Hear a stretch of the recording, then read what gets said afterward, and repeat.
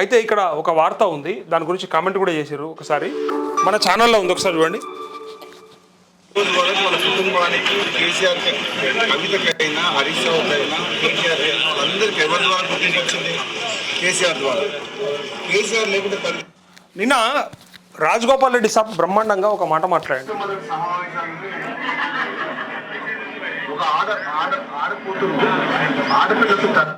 First time meeting పెట్టుకొని first time తండ్రిని తిట్టడం ఏదైతే ఉందో, అంటే గతంలో కూడా తిట్టింది, కానీ మీటింగ్లో మొట్టమొదటిసారిగా తండ్రి గురించి తప్పుగా మాట్లాడింది.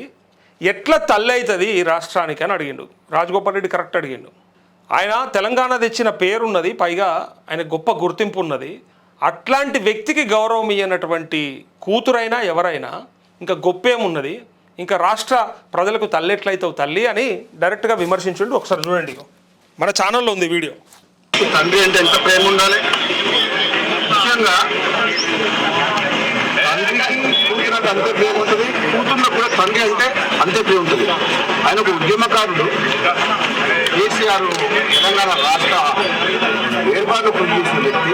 అటువంటి వ్యక్తిని స్వయాన కాంగ్రెస్ ఎమ్మెల్యేకు సీనియర్ నాయకుడికి అంత ఆలోచన ఉన్నది, అంత ప్రేమ ఉన్నది తెలంగాణ సాధించిన వ్యక్తి పైన.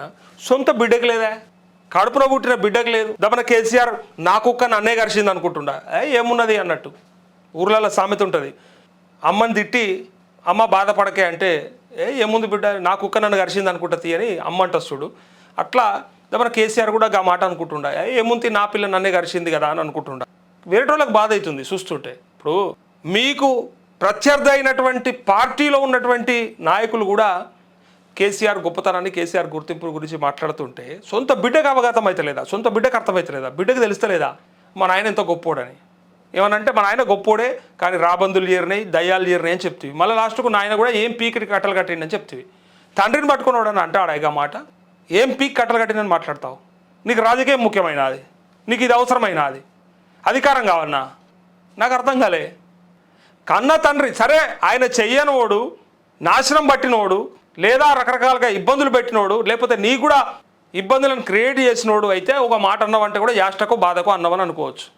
ఆయన ఏం చేయనోడైతే అన్ని చేసినోడు పట్టుకొని పుసుకుని ఇంత మాట అంటే ఇగో మీ ప్రత్యర్థి పార్టీలకి వెళ్ళి కూడా ఇట్లాంటి విమర్శలు వస్తాయి. చూడురు కావాలంటే. రాజగోపాల్ రెడ్డి కరెక్ట్ చెప్పింది నిన్న. ఇగో ఏమంటాడు వినండి ఒకసారి.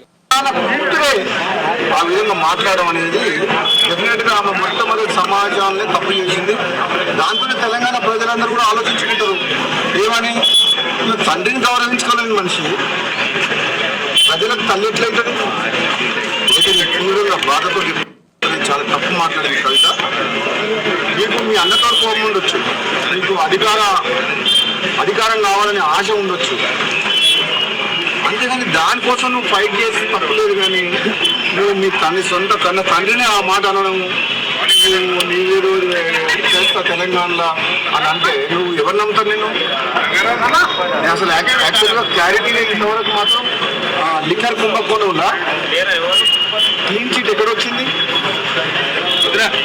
మద్యం కుంభకోణం విషయంలో కోర్టు ఇంకా పెండింగ్లే ఉన్నది. దానికి మంచి ఆధారాలు ఉన్నాయి. ఇప్పటికిప్పుడే మొత్తం తెలంగాణ ఉద్ధరిస్తుంది. తెలంగాణ సంగతి తర్వాత కానీ చాలా మంది చూసుకుంటాం. కానీ ఫస్ట్ మా కేసు దగ్గర ఎట్లా బయటపడుతూ అదృష్టపడుతూ అది కేసు కొనుగోలు రాలేదు.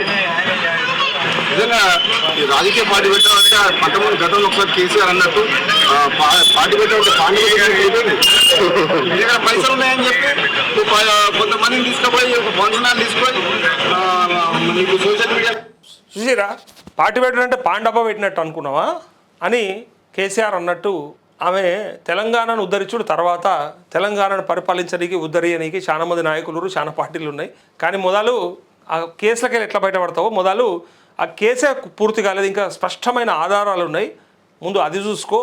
కన్న తండ్రిని పట్టుకొనే గన్ని మాటలు అన్నాక ఇంకా నీకు ఏం ఎమోషన్ ఏడిచింది, ఇంకా ఏమి ప్రేమ ఉన్నది, ఇంకా ప్రజల మీద ప్రేమ ఉంటుంది? ఒక్కసారి ఆలోచించారు. ఒక్కసారి తల్లిదండ్రులు ఇగో దాయాదులు అంటే తోడబుట్టిన వాళ్ళ మీదనో లేకపోతే ఇంకోల మీదనో వేరే సరే బంధువుల మధ్యనో ఉండే గ్యాప్స్ అంటే రకరకాలుగా వాళ్ళకి సమస్యలు ఉంటాయి. ఏదో ఒక రకమైన సమస్య ఏదో ఒక రకమైన ఈర్ష్య అసూయ ద్వేషాలు ఏవో జరుగుతూ ఉంటాయి, ఏదో మాటలు ఉంటాయి. కానీ తల్లిదండ్రులు అయితే వాళ్ళని వీళ్ళని వాళ్ళనన్నా అసలు వాళ్ళని మించిన వాళ్ళు అయితే లేరు కదా ఈ భూమి మీద.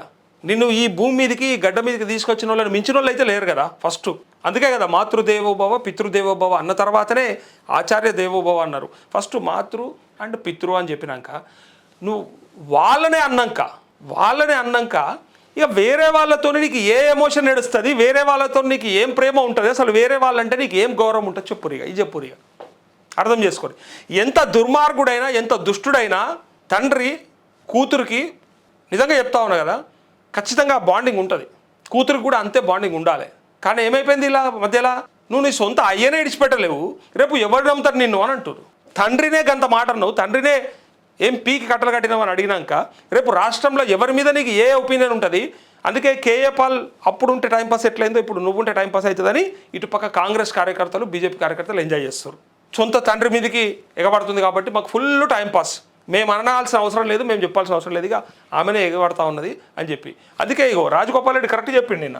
ఇంకా ఉంటుంది చూడండి, ఇంకా 4 పైసలు ఉన్నాయని ఆన్లైన్లో 10 ఏళ్ళు సంపాదించి అంతే ప్రియం ఉంటుంది, కూతుర్లో కూడా తండ్రి అంటే అంతే ప్రియం ఉంటుంది. ఆయన ఒక ఉద్యమకారుడు. కేసీఆర్ తెలంగాణ రాష్ట్ర ఏర్పాటు చేసిన వ్యక్తి. ఈయన చెప్పిన దాంట్లో అర్థమైందంటే తండ్రినే వదిలిపెట్టలేవు, ఇంకొవరిని వదులుతావు. ఒకటి నువ్వు తండ్రినే ఇన్ని మాటలు అంటా ఉన్నావు, రేపు పొద్దుగాల నీకు ఇంక ఏం ఎమోషన్ ఏడిచింది, ప్రజల మీద ఇంకేముంటుందని డైరెక్ట్గా అంటుడు. ఇంకా అర్థమైపోయింది, అందులోనే అర్థం ఉన్నది. తండ్రినే లెక్క పెట్టని దానికి ప్రజల మీద ఏముంటుంది అని అడుగుతా ఉన్నాడు తను. ఇక దీన్ని బట్టి అర్థం చేసుకోరి. రాజగోపాల్ రెడ్డి చేసినటువంటి కామెంట్స్ ఏవైతే ఉన్నాయో అవి కరెక్ట్గా కవితకి సూటిగా తగిలుంటాయి. ఎవరు ఎన్ని రకాల కామెంట్లు చేసినా వేరే రకం, కానీ తను బాగా ఎమోషన్తో కొట్టాడు.